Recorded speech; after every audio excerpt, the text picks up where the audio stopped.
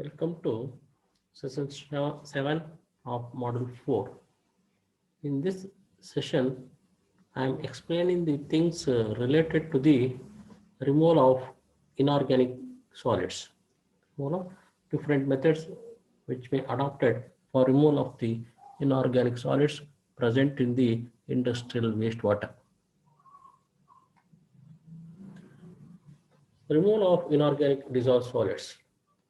Little attention has been given to the removal of dissolved minerals from wastewaters by waste treatment engineers because minerals have been considered less polluting than the organic matter and suspended solids. Chloride, phosphates, nitrate, and certain metals are example of the significant inorganic dissolved solids. Means when compared to the organic solids are very harmful to the environment when compared to the inorganic solids. Therefore, the attention given for the removal of inorganic solids are less when compared to the organic solids because of their it is not because they are not much more not harmful to the human being as well as aquatic life, and also not affecting much more on the environment, whether it may be water pollution or land pollution and all these things. Therefore, little attention will be given for the removal of the inorganic solids which are present in the industrial wastewater. Some of the inorganic solids or minerals are chlorides, phosphates, nitrate, and some of the metals are the example for that particular one. There are various methods which are adopted for removing the inorganic matters present in the industrial wastewater. First one is evaporation. Evaporation is the process of bringing the wastewater to its boiling point and vaporizing the pure water. Means we heat the wastewater or water up to the boiling point. Usually the boiling point of the water is 100 degrees centigrade. Once they heat the water or wastewater up to the boiling point, automatically it is condensed into and converted into condensed into evaporation, and it is it is converted into vapors, and remaining part is residue is treated as an inorganic matters present in the wastewater, and it should be removed from the particular one, and the condensed vapor may be used for source of energy, and in some of the case it may be discarded or disposed without any things. The vapor is either used for power production, since it is having it is the temperature of the particular condensed vapor is too high, so it may be used for the power production, or condensed and used for heating. It is also source of heating, or simply wasted to the surrounding atmosphere. The minerals solids concentrated in the residue is reused either in the production cycle or to be disposed of easily. Means the residue which is left behind after condensing may be used for the production of the cycle, or it may be disposed of safely if it is not affecting the environment and all these things. Chrome, nickel, and copper plating waste may be reclaimed from the evaporation process. So this is used for usually this evaporation techniques may be used for the radioactive waste as well as for the paper mills. The evaporation technique may be used for the removal of the inorganic matters present in the radioactive waste as well as paper mills. In the paper mills and all these things, sulfate cooking liquors may be removed by using these techniques. If they go for evaporation techniques, so some of the factors which are influencing on that particular one for some of the industries, they may adopt the evaporation technique for removal of inorganic matters present in the particular one if it is economically viable one. If it is economically viable one, means from the point of economics. After evaporation process, the residue which is left behind in that particular process, the cost of that particular one is more than the cost of the treatment. then they may go for such a type of system. Means cost viability is one of the important things they are taken into consideration before they go for a operation. And also pollution situation means the wastewater which is come out from the industry, how much it is affecting on the receiving water body and all these things. Receiving water body and all these things. For example, caustic soda, if it is present in the textile industrial wastewater, may affect the fish or aquatic life. If the caustic soda present in the textile wastewater is come in contact with the running water body, then automatically that caustic soda may affecting on the aquatic life, which may lead to the death of the fishes and all these things. In such a case, they may go for evaporation and remove the caustic soda present in the wastewater. And also ammonium present in some of the industry may troubleshoot the growth of the algae. In such a situation, they may go for evaporation process. By that, they remove some of the constituents, some of the inorganic materials which are present in the particular, which may cause the health hazard or affecting on the receiving water body.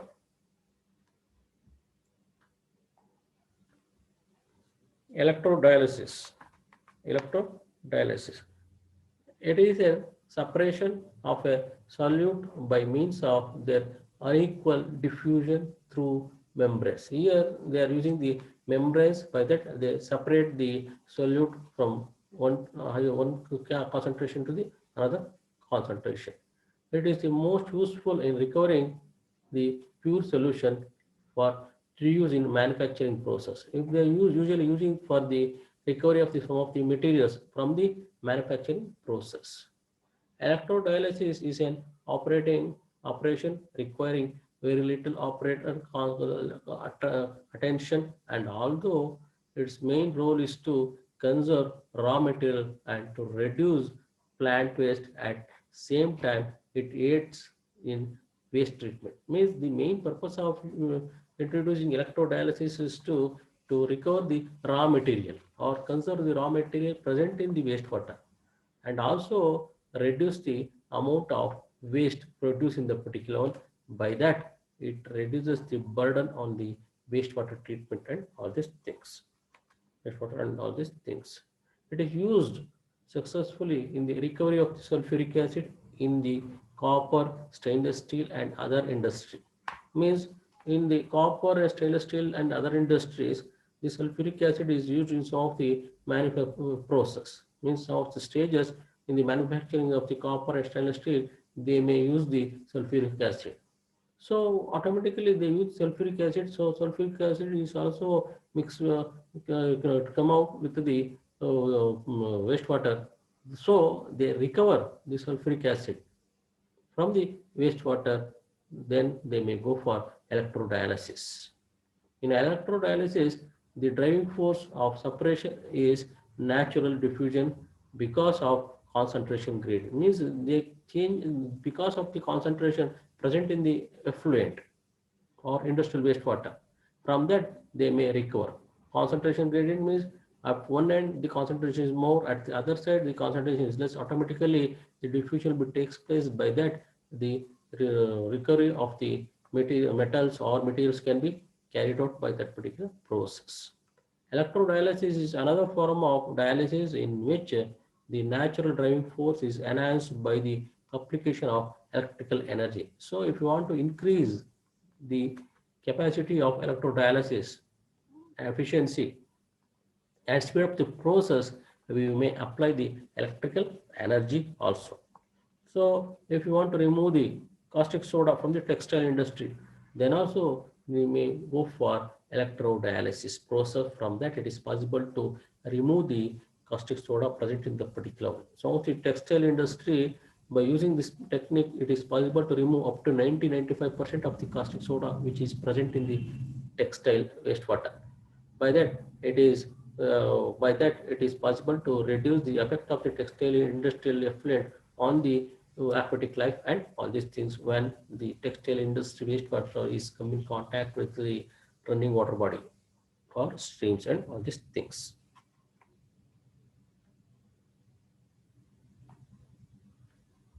Algae. So algae is also one of the things which is used to remove that particular one and this particular process. So for the growth of the algae, for optimum growth of the algae, some of the minerals are very important. Some of the minerals which are important for the optimum growth of the algae are carbon, nitrogen, phosphorus, sodium, potassium, magnesium, and calcium are the which are very important for the optimum growth of the algae. And also not only these things, some of the minor elements is also very important for the growth of the algae.